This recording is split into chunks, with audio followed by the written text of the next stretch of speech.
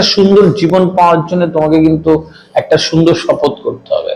যে স্বপ্ন দেখতে জানে না, যে স্বপ্ন দেখে না, যে স্বপ্নের পেছনে ছোটে না, যার মধ্যে ক্রিয়েটিভিটি নেই স্বপ্ন দেখার, নিজেকে তৈরি করার, সেই পৃথিবীর বোঝা। যে স্বপ্ন দেখতে জানে না সে জিততে জানে না, যে স্বপ্ন দেখতে জানে না সে ব্যর্থ মানুষ। আর এসব মানুষ পৃথিবীর বোঝা। তোমরা পৃথিবীর বোঝা হবে না বলে বিশ্বাস করতে আমার ভালো লাগে। প্লেন ওড়ে দেখেছো, উড়োজাহাজ ওড়ে তোমরা দেখেছো। প্লেনে তুমি কখনোই দেখবে না যে প্লেন উড়বার আগে প্লেনের যে ফুয়েল ট্যাঙ্ক, তেলের যে ট্যাঙ্ক, ওই ট্যাঙ্কটাকে ফুল করে, কখনো করে না। প্লেনে তেলের ট্যাঙ্ক কখনো ফুল করে না। তেলের ট্যাঙ্কটা যতটা লাগবে, মনে করো যে ইন্ডিয়া থেকে আমেরিকা যাবে, এই যাত্রা পথে যতটুকু দরকার ততটুকু ফুয়েল নেয়। মানে ইন্ডিয়া থেকে আমেরিকা যাচ্ছে, আমেরিকা যাওয়ার জন্য যতটুকু ফুয়েল দরকার, পাইলট অথরিটিসকে বলে আমাকে এতটা এতটা ফুয়েল দাও, এতটা আমার জ্বালানি দাও।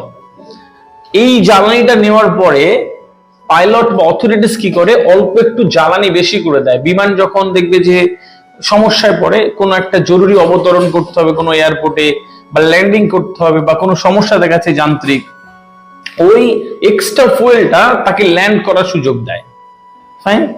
প্লেনে কখনো ফুল ট্যাঙ্ক হয় না। দেখো, এটা একটা বিরাট বড় শিক্ষা দেয় আমাদের। কেন দেয় না প্লেনে ফুল ট্যাঙ্ক? এই কারণে দেয় না, প্লেনে যখন ফুল ট্যাঙ্ক থাকবে প্লেন ভারী হয়ে যায়, তখন জ্বালানি বেশি লাগে। জ্বালানি বেশি লাগে, ওই প্লেনের ভারটা ফুয়েলটাকে বেশি করে ব্যবহার করায় এবং ওর উঠতে ফ্লেক্সিবিলিটি নষ্ট করে দেয়। তো কখনোই বিরাট বড় জ্বালানির থাকলেও ফুল করে না ওরা কখনো। ফাইন। সো এটা আমাদের জীবনের ক্ষেত্রে অত্যন্ত গুরুত্বপূর্ণ। মানে তুমি যখন নিচের ব্রেনটার মধ্যে সমস্ত ডিস্ট্রাকশনস গুলো ফুল করে দেবে, তোমার ব্রেন কাজ করবে না, ব্রেন ভার হবে, ব্রেন ঠিকঠাক ভাবে ফ্লেক্সিবিলিটি হবে না, ব্রেনের মধ্যে দেখবে অনেক রকমের সমস্যা তৈরি হচ্ছে, যেগুলো তোমাকে প্রতিনিয়ত নিচের দিকে টেনে নিচ্ছে। এইটা কিরকম? ওই যে আমার একটা ফ্যানে পড়তে হচ্ছে, আমার ওখানে পড়তে ভালো লাগে না, আমার ওই বন্ধুটা আমাকে এই বলেছিল, আমার এটা না হলে বেশি ভালো হতো, ওটা হলে বেশি ভালো হতো, এইটা কেন এরকম ভাবে হবে, ওটা কেন ওরকম ভাবে বোঝে, আমার মতন করে কেন বোঝে না। এইসব চিন্তা ভাবনা দিয়ে তুমি যখন তোমার ব্রেনকে ফুল করে রাখবে, ব্রেন কাজ করবে না। তাই ব্রেনের তো লিমিটেশন নেই এর অ্যাক্টিভিটির। তোমাকে বুঝতে হবে যে এই মস্তিষ্ক যেটা আল্লাহ সুবহানাহু ওয়া তাআলা দিয়েছে, এটা নিয়ে আমি কি করতে পারি। So I request you to everybody of you, কি ব্রেনে না কখনো ডিস্ট্রাকটিভ করবে না। এ যত ফ্লেক্সিবিলিটি রাখবে, এর মধ্যে যত ফাঁকা রাখবে, এ প্রোডাক্টিভ হবে, এ অনেক কাজ করতে থাকবে। ফাইন। এ নিজে কাজ করতে পছন্দ করে, আমরা একে ব্যবহার করি না বলে তো কাজ করতে পারে না। তাই এইবার তোমাকে ঠিক করে নিতে হবে যে তুমি কিভাবে তোমার লাইফটাকে ব্যবহার করছো।